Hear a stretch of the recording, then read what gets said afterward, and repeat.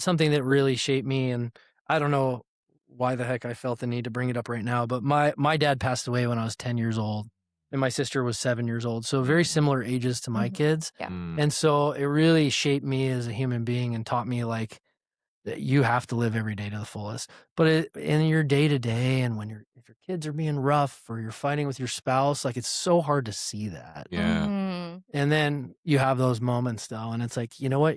Like, just freaking be present, have fun. You're never gonna have this again.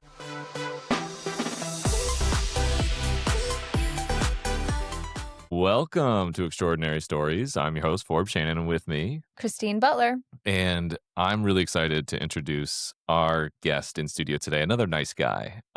Really nice because he thinks I can do color commentary. The voice is incredible.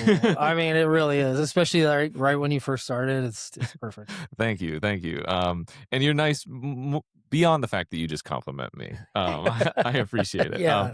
From Nice Pest Control, the one and only Tyler Sublette. Yeah, thanks for having me today. Hey, thanks for being here. Stoked to be here. You are extraordinary, and you were nominated by two extraordinary members. You were nominated by Christine Butler and Travis Bottoms. How do you know Christine and how do you know Travis? So, Christine, we met at a networking event that our friend Sean Allard put on.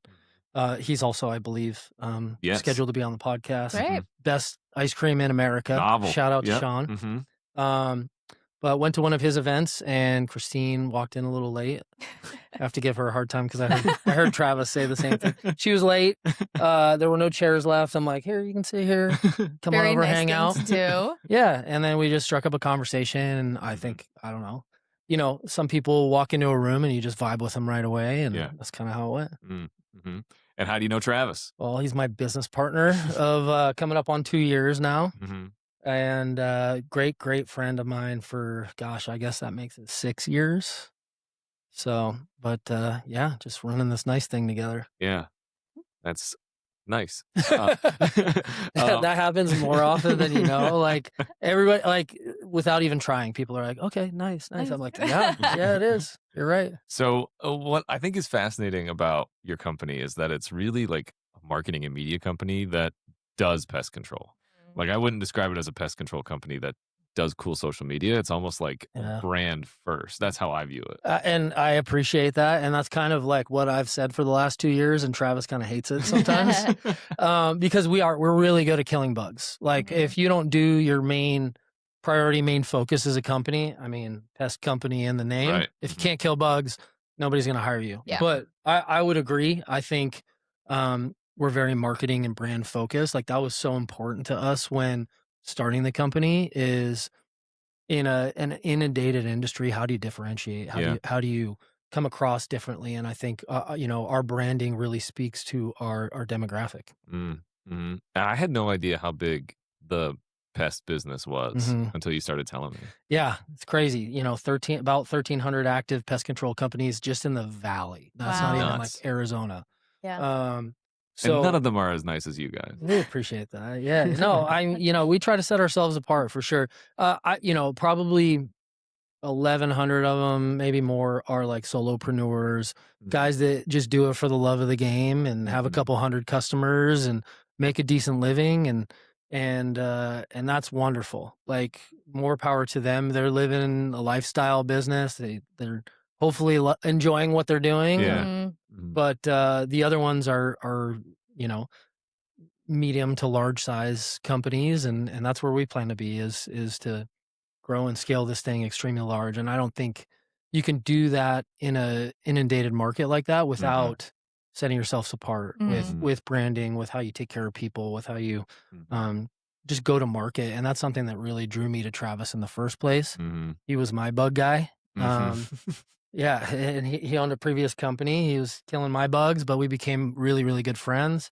And I thought the way he went to market was really unique. So wanted to partner with him any way I could. And it just so worked out that it became pest control. So what is, like, when you tell that story, it kind of makes me think of that Wolf of Wall Street story where Jonah Hill's like, you show me your paycheck and I'll quit my job. Yeah. It was slightly different than that, but no, I had a pretty successful sales career. prior to partnering with Travis. Helped build sales teams for a couple $1 billion companies. All the companies that I worked for though were like independently owned, which I thought was like so cool, right? Mhm. Um, but just kind of got tired of working for other people. And I was Yeah. like, I've always had the entrepreneurial spirit. Like I literally started a DJ company when I was 13 years old. Rad. I took my bar mitzvah money, for being honest. Me and another fellow Jewish kid, and Lewis, if you're out there, what's up? He's also a lifelong entrepreneur too, Mhm. which is crazy. But yeah, we took our money and bought some DJ equipment at Milano Music in Mesa. We had like the lights set up and everything. And Cool. we DJ'd like every sixth, seventh, and eighth grade birthday That was my party. next question. Is I was Yeah. like, Sick. did you clean up at the bar We mitzvahs? killed. Well, no, we did. I think we did like one or two bar mitzvahs, but it was like every weekend was like a dance party. That's what Yeah. you did, like Uh-huh. before technology, right? Right. And all this, Uh-huh. all these crazy birthday places. Like you rented out a little space at the community center, Yeah. and everybody came and danced for 3 hours and did whatever. Uh-huh. So we literally like DJ'd every single party through middle school. And like it was funny because like our parents were our roadies, we couldn't drive. They'd come pick our stuff up. They would come at the end of the party, and like half the party would be sitting behind the DJ table with us, Yeah. and like they're digging through our CDs because we had CD players. And my parents like, you guys are like, you're so chill. Like everybody's digging through your stuff and you're just letting them. I'm like, well, yeah, I mean, that's how you get to know the girls at the party Right, and right. make Go. friends. Yeah. Yeah. So, but yeah, I've been an entrepreneur since the age of 13. I've just since then always worked for somebody after college. And quite frankly, and listen, more power to him, but the owner of the last $1 billion company I worked for had like 4 country club memberships, Mhm. but then was like laying people off in our company. And I'm like, I can't work for somebody anymore. Like I've always run my sales territory kind of as an entrepreneur, as its own business, Mhm. ran its own P&L, hired and fired, all that stuff. So for me, I'm like, I know how to do this. Right. And I'm a coach at heart. I've coached like 7 years of high school baseball Sweet. just as a hobby, Yeah. outside of the working world. And like, that's my passion. What drew you to coaching? So I played baseball. I played in junior college. I love the game. Once I stopped playing, I was like super burnt out. Didn't pick up a bat or a ball for like 4 years after college. Went to ASU, got my degree, met my wife. And then ran into a buddy. I started playing some men's league ball. That turned into playing softball. And then Yeah. ran into a guy that was a coach at Saguaro High School in Scottsdale. And he's like, dude, come out and, and meet the team and, impart some knowledge. He's like, I was a left-handed hitter and he liked my swing. So he's like, come out and teach kids how to swing like that. Uh-huh. Uh-huh. And so I became a hitting coach. I was at Saguaro for 5 years. We won 2 state championships. Nice. And then I coached a few years later at Desert Mountain. We won a state championship there too. So, Okay. but that's like my passion is like imparting knowledge and helping people not just get to the next level in baseball, but like get to the next level in life. Yeah. It's like, baseball is such a metaphor for life. Sure. You're going to fail more than you succeed. Yeah. And you could still be in the Hall of Fame 3 out of 10 times, and you're a Hall of Fame level hitter. Sure. Yeah. I mean, organized sports, I think, is like one of the primary things that made me the man that I am now. Yeah. For sure. You learn how to show up even when you don't want to. You learn how to coexist with, it was downriver Detroit hockey, so it was a little bit different in terms of the teammates you had. But Sure. you learned how to work with different people and how to motivate. Absolutely. So how do you coach internally inside Nice? Oh my gosh. I think for me, and I mean, I'm turning 42 in like a month here. Get out of here. Really? Yeah, I am. But I still act like I'm 15. So that's part of my coaching style. Like it plays in high school and it plays within our organization is like just making like there's a time to be serious and there's a time to make light of things, right? But as long as everybody's like smiling and having fun, it's almost a personality flaw of mine. I want everybody around me to feed off of my energy Mm-hmm. and to be having a good time. Yeah. So I love hosting parties. I love hosting people, but it's like I'm running around the party making sure everybody's having fun, whether it's I'm making them laugh or I'm making them a drink or Right. just making sure they're comfortable. So for me, like that's my coaching style too, making everybody feel comfortable and part of a team and part of something bigger than them. Mhm. But also like coming at them on their level too. Yeah. So how do you switch into host mode? I think it just comes down to like serving people. Mhm. You know, and whether it's internally at Nice or our customers or whatever that is, like I want to make sure that they feel comfortable with the service that we provide and how we take care of them. I want to make sure that the people inside of Nice are well taken care of, because then they're going to turn around and take care of our Mhm. customers the same way we would. Mhm. So I think it is. It's just an attitude of service, really, at the end of the day. Where does that come from? You know, I grew up in a household that threw a lot of parties. Yeah. Yeah. Me too. Yeah. Uh-huh. So, you know, my family was always entertaining, and um, you know, my parents, my mom and my dad, and then eventually my stepdad, always just wanted to take care of people. Mm. Same thing. A lot comes from my stepdad too. Like we had the privilege of being able to travel a lot when I was younger. Awesome. And it's like, we would go on a trip and like everything was done, like down to my mom liked sweet and low packets in her coffee. Mhm. Like my dad would make sure that the hotel room had sweet and So low packets. sweet. So like just seeing that and learning from that, I just got the chills a Yeah. little bit Mhm. thinking about that. But learning from that and then just taking that into like everything that For sure. I do. Yeah. We learn a lot from the parental figures that we have. Like I Mhm. got into stand up because of my mom, because like we were the house that had the parties, the Yeah. backyard barbecues and all that. Mhm. And she would have a funny story on Monday, and then she would tell it again on Wednesday. And then Friday night at the barbecue, it's Yeah. like this tight five, you know? Right. Right. Did it Yeah. ever change? Yeah. Yeah. I didn't, I was like, oh, you can just like edit stories? Right. Right. Yeah. You know, I didn't know you could rehearse bits, you know? 100%, dude. Yeah. It's Yeah. great though. I love Depending that. on the audience, Yeah. right? No, my mom taught me the love of telling stories Yeah. because of watching, Right. you know, right? So Mhm. like, um, who watches you? Oh gosh.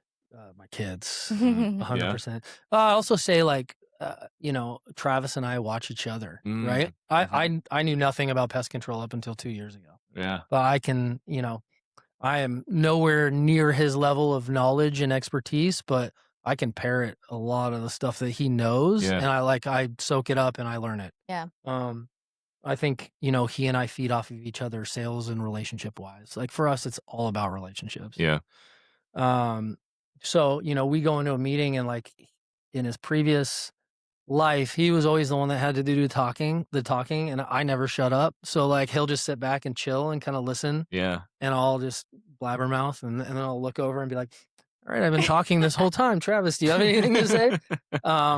That, and then my kids, I mean, they're freaking Yeah. sponges, and that's literally everything I do it for is for them and my wife. Like for me, again, you know, coming from a semi-successful sales career, I'm like, but what's my legacy? You Mhm. know, for me, Nice Pest Company is my legacy, right? It's going to be what I give back to the future generations of my family and their families, but also like, what are you going to be remembered for? I want to be remembered like as a great dad, but I don't want that to be the only thing. Right? Yeah.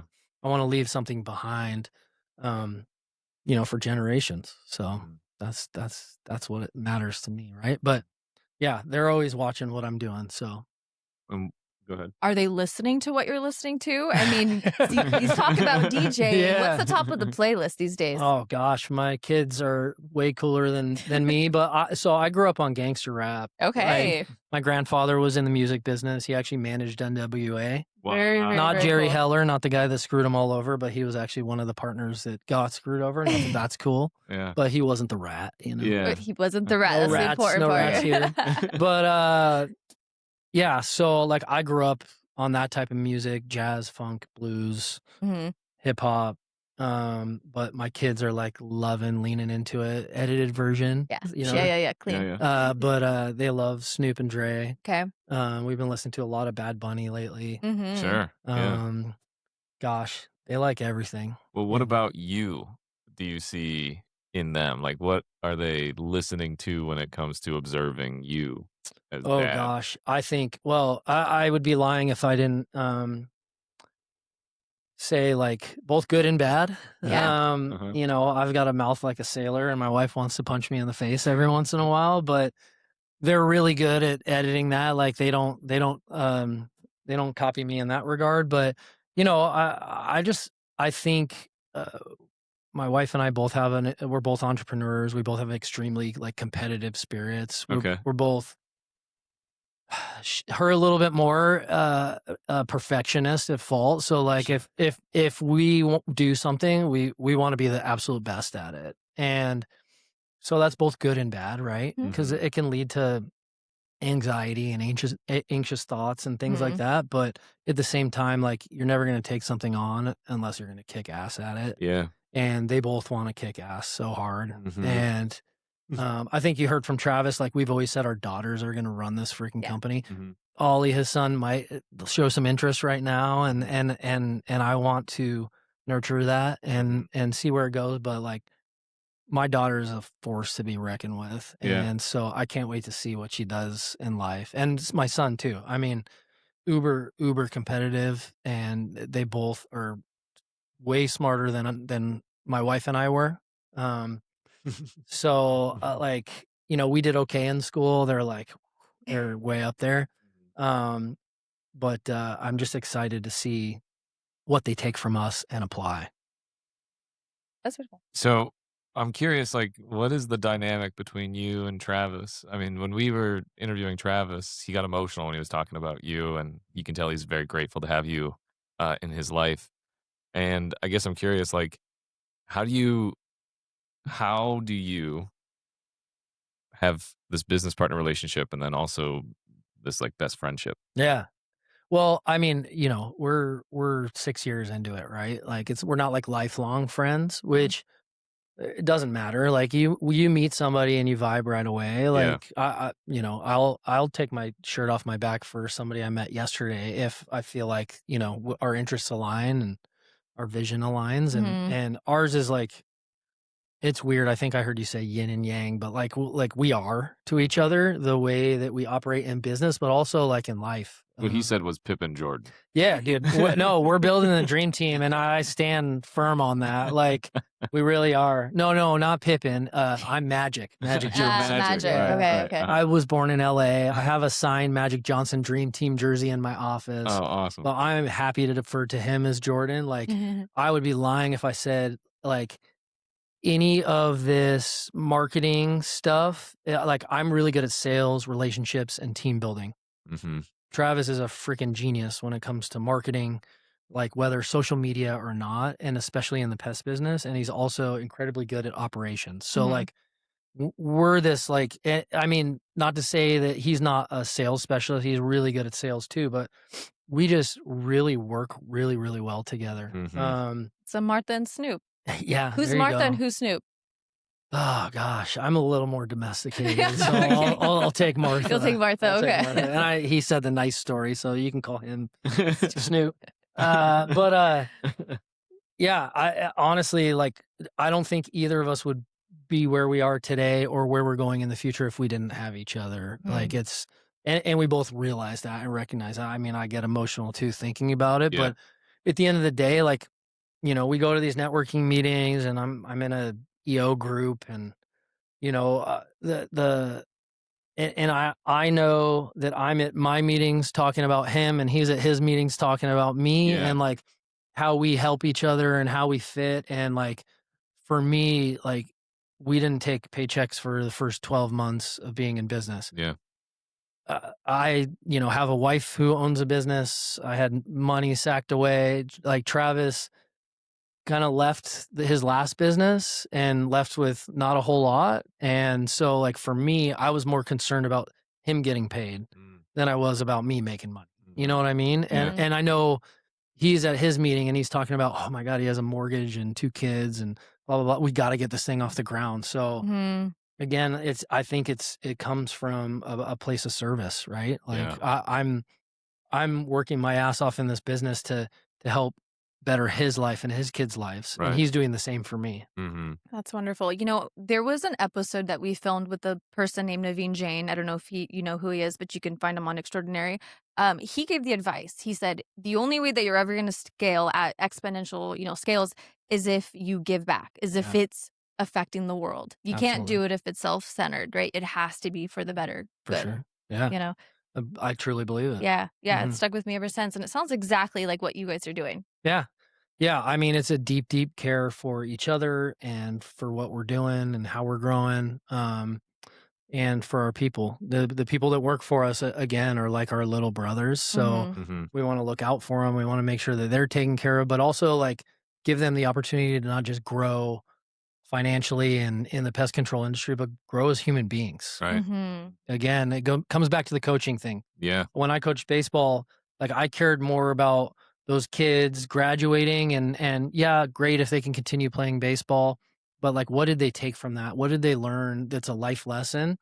But also having somebody that, I was sitting out here while you guys were filming Travis's and I'm texting 3 of my players from 2011. Wow. We're going golfing next weekend. Yeah. So like just being somebody that they can reach out to, whether it's to go golfing or they need a job or they need, whatever they need, like those relationships are so important to me. For sure. Yeah. I mean, that's my dynamic with Aaron, right? He was my professor and, took his number down and I was like, all right, I am going to follow up on this guy. Yeah. And when my life hit rock bottom, I was like, I'm gonna call that guy, and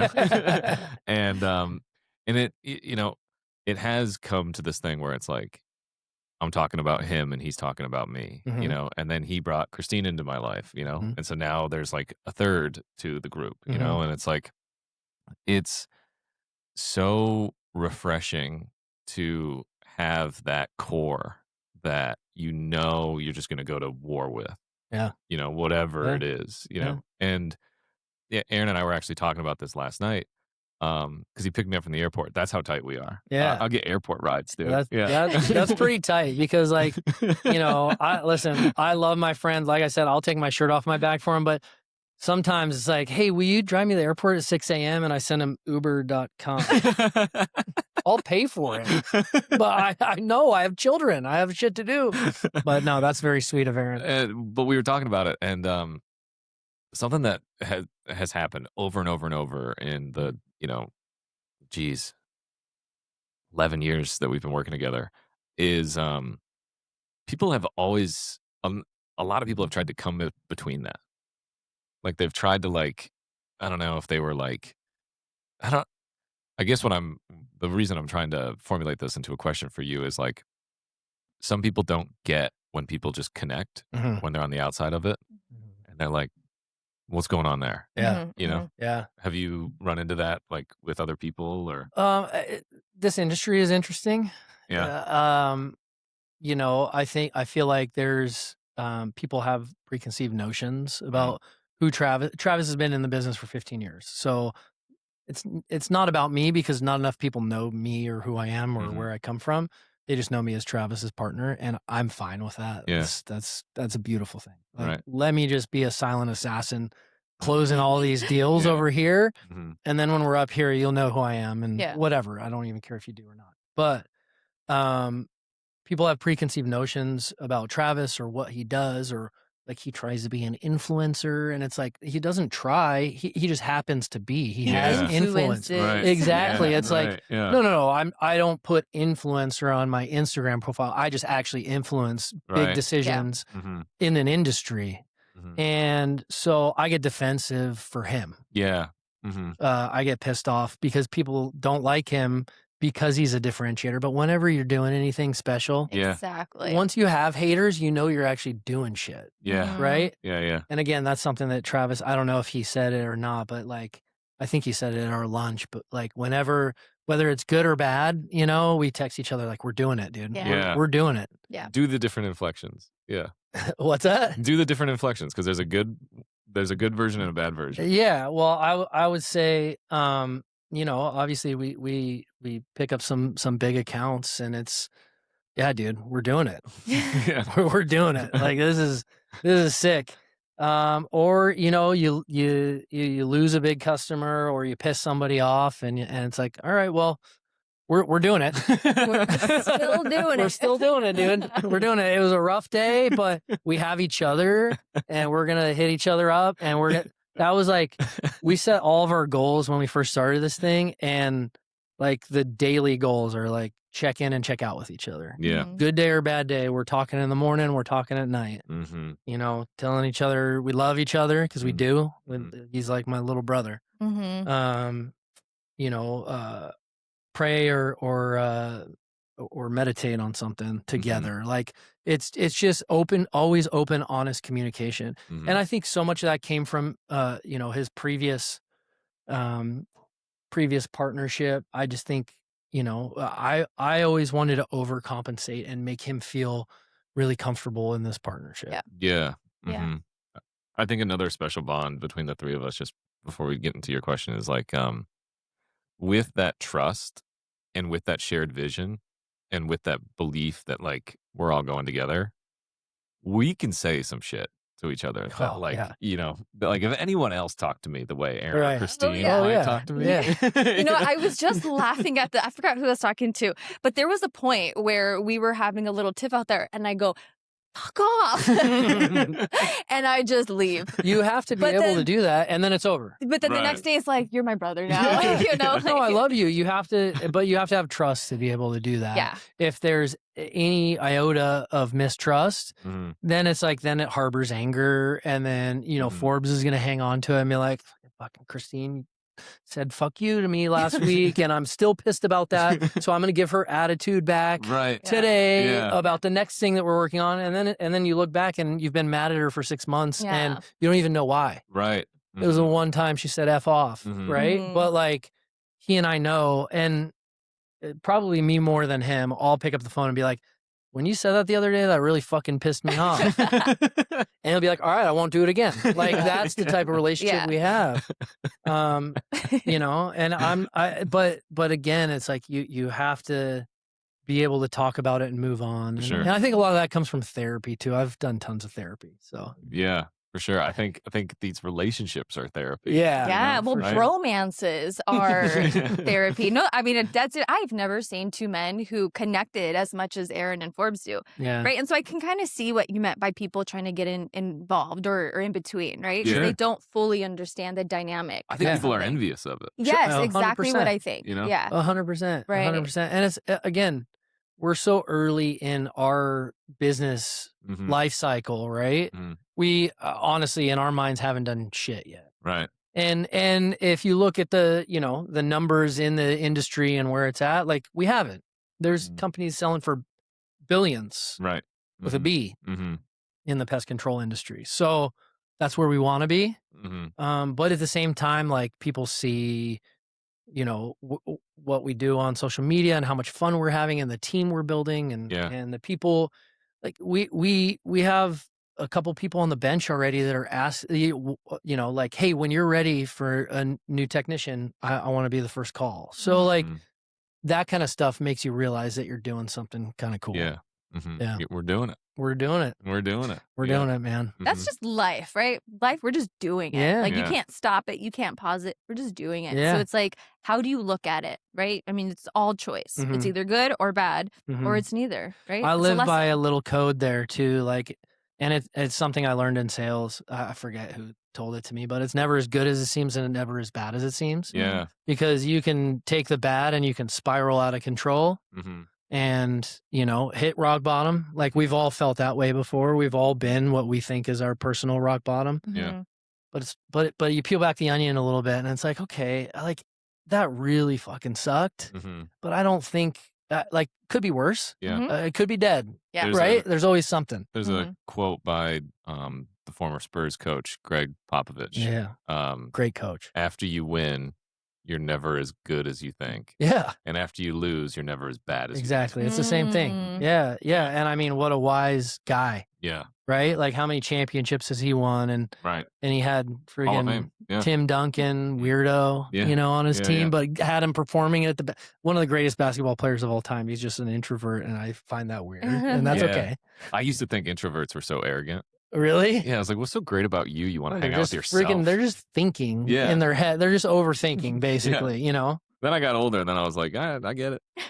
Listen, I am like a 1,000% extrovert, Mhm. but I need to socially recharge Mhm. sometimes. Sometimes I'm like, I How don't wanna long is talk to it that you anybody. have to recharge for?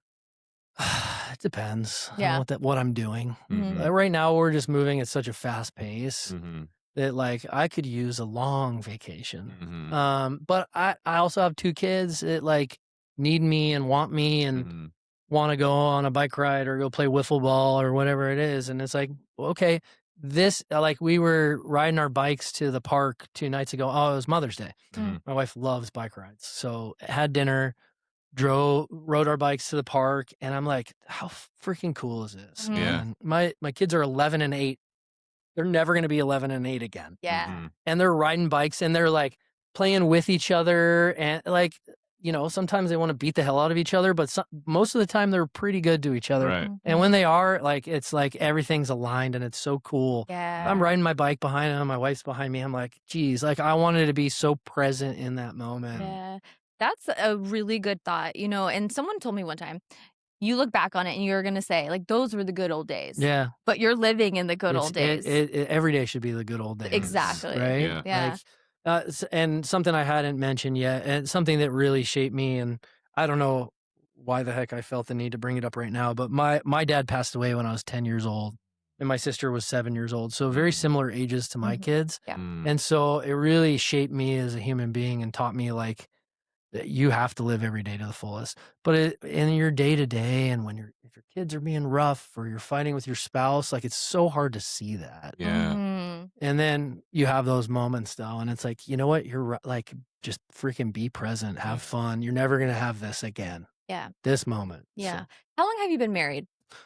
oh shoot, 14 years, and we've been together 20 years. Okay. We met in college. Okay. So I would assume that there have been ups and downs, and like More than I can relationships count. are Mhm. like good, healthy relationships Mhm. are a little bit more difficult than they are easy, right? If it's worth it, If it's worth it's it. hard. Exactly. Yeah. What's one piece of advice that you would give to anyone listening today on how to sustain a healthy, happy, in the moment relationship? Oh gosh, I haven't always like been that way, Yeah. right? Like 20 years of a relationship, you learn. But we're still growing and evolving. Like I was 21 and she was just 19. Mhm. So like we grew up together. Like we've grown and changed and had different careers and had kids and all this crazy shit. But honestly, it's like the same thing in my relationship with Travis. It's like have these open, honest conversations. Mhm. Allow your partner, whether it's business or life, like to feel their feelings, hear them out. But we've done a lot of therapy too. Like you need Right. to talk to somebody. Couples therapy is massive. Yeah. If yeah, be willing to take that step. So many Mhm. people are so stubborn Yeah. and not willing to like, no, they think there's going to be some bias or something. Like go find somebody that you both don't know Mhm. and Mhm. just lay your shit on them, and then they'll tell you what's real and what's not. Yeah. I mean, again, my dad passing away when I was 10, therapy saved Right. my life. Sure. Like, Yeah. had I Mhm. not talked to somebody at that age, like my life would have been drastically different. Yeah. Yeah. It's crazy to look back on in retrospect and say Mhm. that, For sure. you know? Yep. Um, we typically ask an advice question, but you've given so many. I guess I'm gonna. Have I? I don't know. I You feel like have. I'm rambling. No, you have. I'm gonna kind of go left field here. If your dad could talk to you now, what do you think he would say about you? Oh gosh. I just hopefully that he's proud of me, and he was an entrepreneur as well. So like again, that was always in my blood. Like Right. I was gonna do it at some point, no matter what. I felt like I lived my life pretty risk averse up until recently. I mean, it was just like I met my wife in college. We were engaged. We got Mhm. married. We both got jobs, and we had kids, and it was like all these things. And I'm like, well, I can't afford to just start from nothing. Right. You know what I mean? And then I just reach a certain point where it's like, why not? Like you got to bet on yourself. Why not? Well, Yeah. really, it's Right.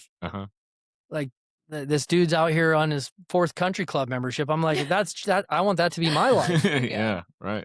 You Why gotta not? risk it to get the biscuit. Exactly. Yeah. Exactly. And so, and you know, again, wife that owned her own business, decent career, had some money stacked away. It's not like I'm like, okay, I have nothing and I'm just starting from the ground Right. up. So, um, don't take what I say like in that regard. But I was just like, I got to do it now. I got to do it now. I was turning 40. I'm like, I'm going to start a business before I turn 40. Like, whatever silly, guideline or goal you want to make for yourself in order to make that jump. And we spoke at ASU in 2 entrepreneurship classes over the last 3 months, and like that was the tone of our presentation. Like, don't wait. I wish I didn't wait. Yeah. I wish I got into this business 20 years ago, right? Yeah. Because then I would be on my 4th country club membership. Yeah. Right. But yeah, no, I mean, just take the risk. Do Yeah. Mm-hmm. it. Take Why the risk not? and do it. Don't wait.